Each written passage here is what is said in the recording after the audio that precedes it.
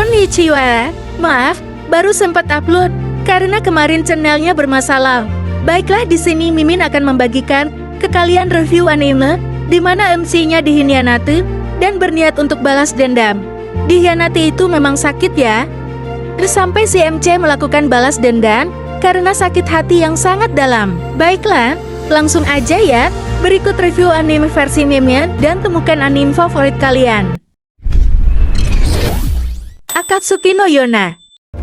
Akatsuki no Yona bercerita tentang seorang putri kerajaan Koka memiliki rambut merah dengan sifat yang kekanakan bernama Yona. Putri Yona hidup dalam kemewahan dan kenyamanan. Ia mempunyai segala yang ia inginkan. Ayah yang sering memanjakannya, Suwon, sepupu yang ia sukai dan pelindungnya, aku. Namun semua itu lenyap saat ulang tahunnya yang ke-16, saat Suwon, orang yang ia cintai, menjadi pengkhianat kerajaan. Suwon membunuh ayah Yona untuk mengambil alih tahta kerajaan. Yona bahkan menjadi target pembunuhan Suwon. Namun Haku menyelamatkannya dari kerajaan dan membawanya pergi. Kehidupannya yang selama ini indah berubah drastis. Ia sekarang harus hidup bersembunyi dari kejaran Suwon dan prajurit-prajurit kerajaan. Ia bertekad untuk balas dendam kepada Suwon dan memulai perjalanannya bersama dengan Haku. Ia mendengarkan ramalan seorang pendeta yang menyuruhnya untuk mengumpulkan 4 kesatria legendaris yang memiliki kekuatan naga. Disinilah kisah Yona bersama Haku dimulai. Owarino Serap. Pada tahun 2012, umat manusia hampir punah karena suatu virus yang menyebar ke seluruh dunia hingga membunuh semua orang dan hanya menyisakan anak-anak yang berusia di bawah 13 tahun. Di waktu yang sama muncul para vampir yang menyatakan kalau mereka telah menaklukkan dunia dan berjanji akan menjadi pelindung umat manusia. Bercerita tentang anak bernama Yuichiro dan Mikaela. Mereka bersama anak-anak lainnya berasal dari panti asuhan Hyakuya. Selama bertahun-tahun, mereka tidak senang akan perlakuan para vampir yang menjadikan mereka budak hanya untuk diambil darahnya, dan pada usia 12 tahun, Yuichiro, Mikaela beserta teman-temannya merencanakan pelarian. Namun sayang, pelarian mereka gagal. Semuanya terbunuh kecuali Yuichiro. Teman-temannya mengorbankan hidup mereka agar Yuichiro dapat meloloskan diri. Akhirnya Yuichiro lolos dan diselamatkan oleh Mon Demon Company, yakni pasukan khusus untuk memusnahkan vampir milik Kekaisaran Jepang. Kini Yuichiro bergabung dengan Mon Demon Company untuk membalaskan dendam seluruh sahabatnya. Vinland Saga. Anime ini berlatar waktu di zaman Viking. Mereka adalah orang-orang bangsa Eropa yang menjadi ras terkuat pada zamannya. Haus akan kekerasan dan peperangan di zaman mereka. Kematian adalah hal biasa yang dapat terjadi setiap harinya. Bercerita tentang Thorfinn. Ia merupakan anak dari sang pejuang Viking terkenal Thors yang melarikan diri dari tempat asalnya. Namun suatu hari ayahnya terbunuh dalam perang oleh pemimpin tentara bayaran Askeladd. Sejak saat itu ia bertekad untuk membalaskan dendam kematian ayahnya. Thorfinn yang awal hidup di desa yang jauh dari peperangan kini harus masuk ke dunia kelam yang selama ini disembunyikan oleh ayahnya. Perang antar kerajaan kian memanas. Nampaknya takdir untuk para Viking berada di arah perang dan kematian yang mengganas. Arifureta, Shokugyode, Sekai Saikyo.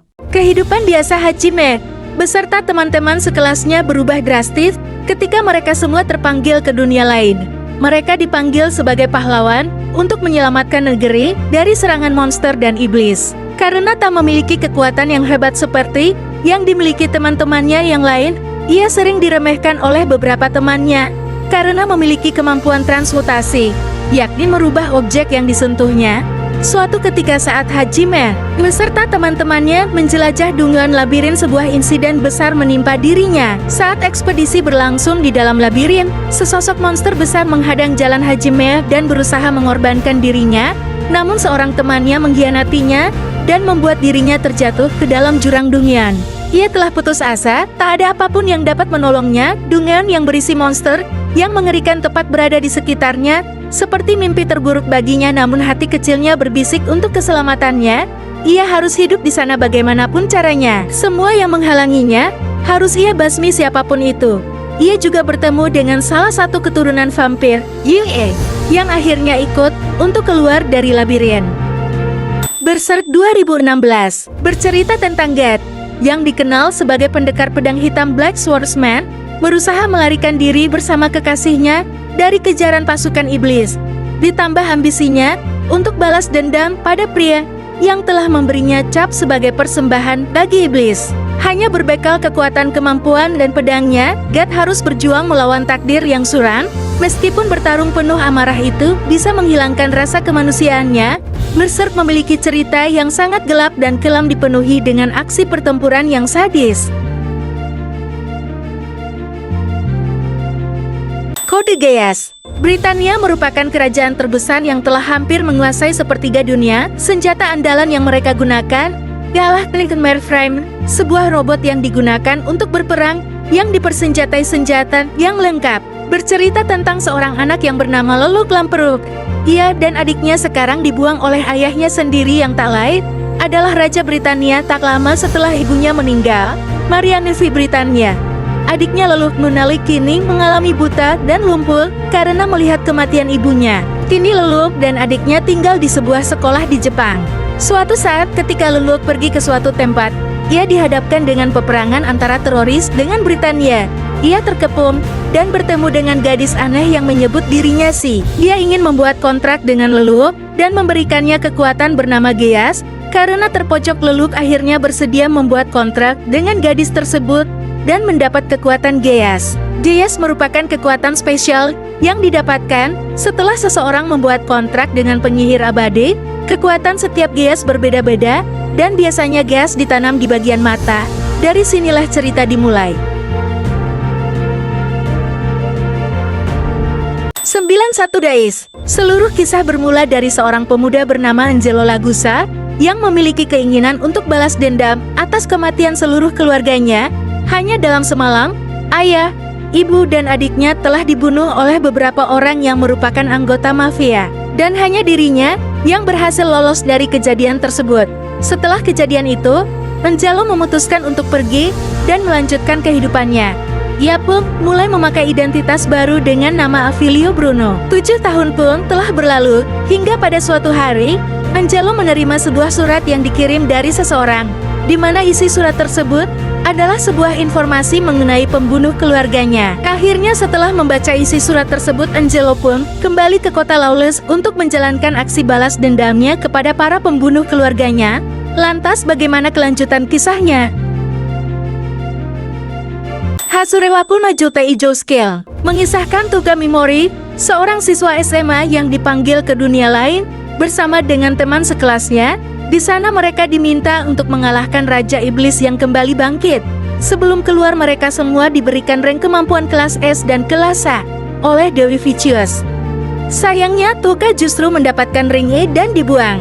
Melihat fakta bahwa ia sendiri sangatlah tidak berguna, Tuga mati-matian untuk bisa bertahan hidup dan ingin segera membalaskan dendamnya kepada Dewi Vicious serta teman-teman yang tidak menghargainya. Hametsu no Ukoku. Dahulu penyihir dianggap sebagai seseorang yang mampu membawa perubahan dan kedamaian bagi umat manusia. Namun, kerajaan Lydia yang berhasil mengembangkan peradaban ilmiah mulai menganggap penyihir sebagai musuh yang menghambat kemajuan peradaban. Untuk itu, kerajaan Lydia mulai melakukan perburuan penyihir. Adonis, seorang yang dibesarkan oleh penyihir bernama Clu, kehilangan guru tercintanya dan bersumpah akan membalas dendam pada semua umat manusia. Dengan ambisi dan kekuatannya, dia berencana untuk menyerang kekaisaran yang sedang berkuasa tersebut. Apakah pembantaian akan berujung pada keputusasaan ataukah keselamatan? Kaifu Kujutsu no Yarinalshi mengisahkan tentang seorang penyembuh bernama Keyaru. Namun, kemampuan yang ia miliki tersebut membuatnya dianggap sebagai orang yang tidak berguna oleh banyak orang. Hingga ia memutuskan untuk memulai petualangan baru dan membalas dendam kepada orang-orang yang telah menyakitinya. Dengan sihir penyembuhannya, Keyaru mulai melakukan operasi balas dendam terhadap orang yang pernah mengganggunya. Sasaran pertama dari Keyaru adalah Putri Freya. Bagaimana cara Keyaru dalam membalaskan dendamnya di 4 tahun yang lalu? Tateno Yusa. Naofumi Iwatani merupakan otaku normal yang hanya menghabiskan kesehariannya dengan membaca anime dan manga di rumahnya. Suatu hari, ia mengunjungi sebuah perpustakaan untuk membaca buku Di sana ia tertarik dengan sebuah novel fiksi yang menceritakan tentang 4 pahlawan. Setelah beberapa saat membaca buku, sebuah kejadian aneh terjadi. Dirinya tiba-tiba berpindah di dunia lain. Anehnya dunia tersebut mirip seperti novel yang dibaca oleh Naofumi. Di dunia tersebut dikisahkan tentang 4 pahlawan yang masing-masing mempunyai senjata pedang, tombak, busur, dan perisai. Kedan pahlawan tersebut ditakdirkan untuk menyelamatkan negeri itu dari gelombang bencana. Dan menurut cerita yang ada, pahlawan perisai merupakan pahlawan terlemah dari mereka berempat. Sehingga Naofumi diusir dari kerajaan karena menganggap tidak berguna dan difitnah melakukan perbuatan keji pada sang putri. Setelah itu ia berniat untuk balas dendam dan dari sinilah cerita dimulai.